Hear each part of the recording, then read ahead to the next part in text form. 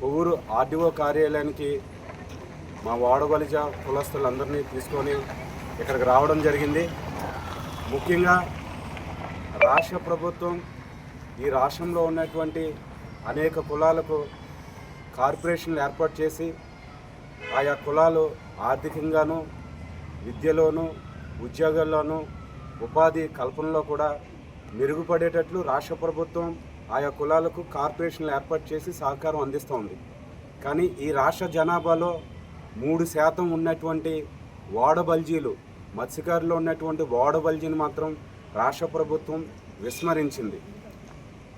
విద్యలో వెనుకబడి ఉన్నాం, ఉద్యోగాల్లో వెనుకబడి ఉన్నాం, అదేవిధంగా ఉపాధి పొందడంలో వెనుకబడి ఉన్నాం, వ్యాపారాలు చేయడంలో వెనుకబడి ఉన్నాం, సామాజికంగా కూడా మేము వెనుకబడి ఉన్నాం.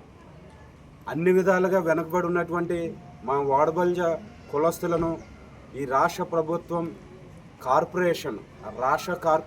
రాష్ట్ర వాడబల్జ కార్పొరేషన్ ఏర్పాటు చేసి ఆయా రంగాల్లో వాడబల్జ కులస్తులని ఆదుకోవాలని చెప్పి ఈరోజు ఆర్డీఓ గారి ద్వారా రాష్ట్ర ప్రభుత్వానికి తెలియజేసే ఒక ప్రయత్నం మేము చేస్తూ ఉన్నాము.